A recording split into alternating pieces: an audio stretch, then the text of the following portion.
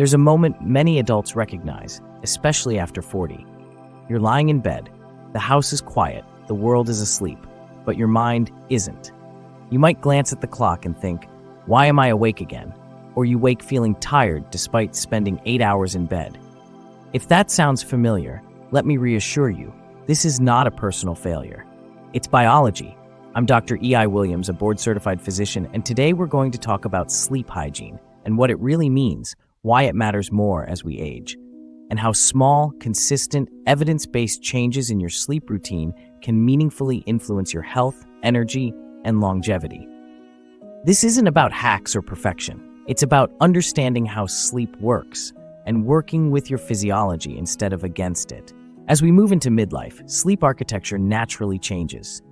Deep, slow-wave sleep declines. Circadian rhythms shift earlier. Nighttime awakenings become more common. In fact, large population studies have consistently shown that aging is associated with lighter, more fragmented sleep, even in otherwise healthy adults.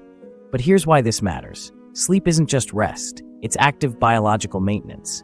Now, during sleep, the brain clears metabolic waste through the awake central nervous system, a process strongly linked to cognitive health and neurodegenerative risk. Let's be aware that sleep also regulates blood pressure, glucose metabolism, immune signaling, and inflammation.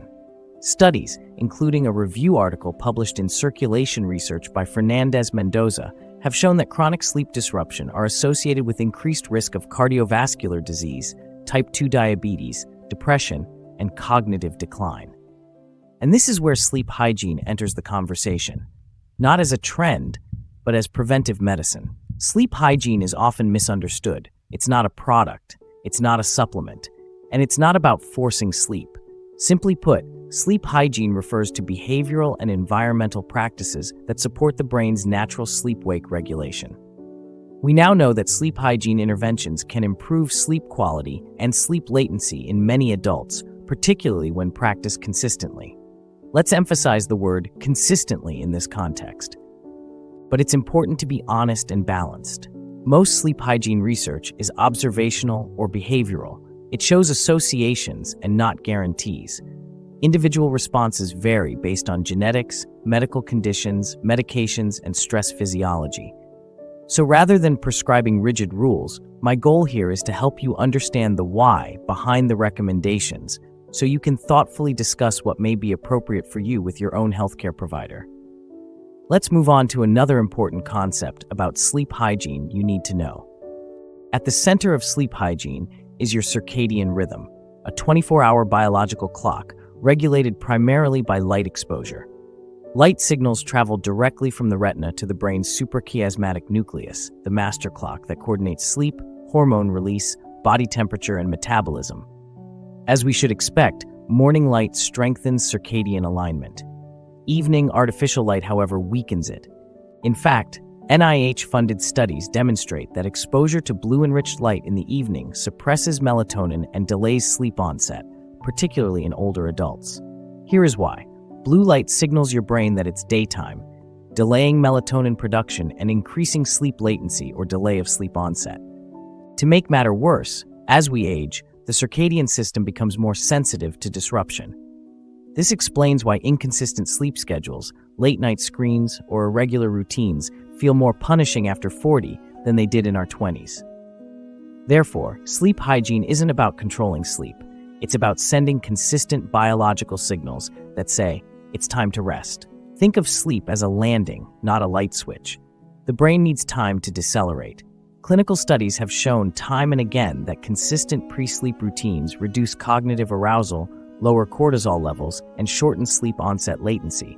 So this doesn't require elaborate rituals. It's the predictability that matters. Repeated behaviors, such as lower lighting, reduced stimulation, calm activities, train the nervous system to associate evening with safety and rest. And here is something worth noting. Melatonin, often misunderstood as a sleep hormone, is actually a timing signal. It tells the brain when night has arrived.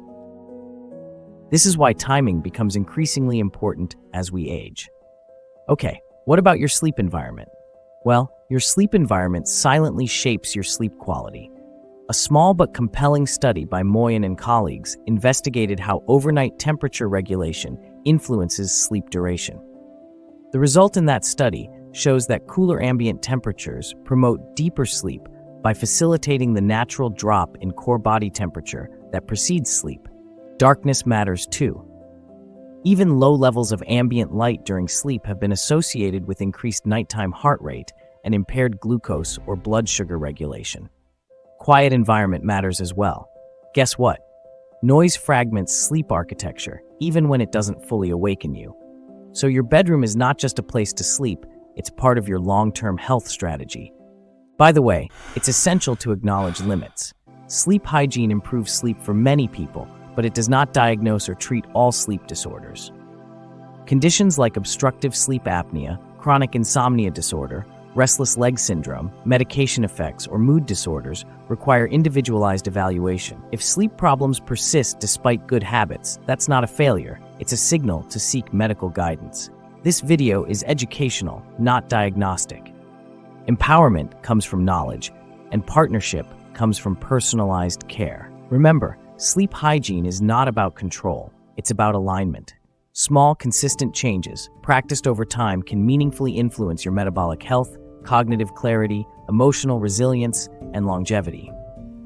Now, better sleep doesn't start with doing everything right. It starts with understanding what matters most. If this video helped you see sleep differently, consider subscribing to our channel, where we explore evidence-based strategies for aging well. And if one idea stood out, just one, start there tonight. Your future health is shaped quietly, one night of sleep at a time.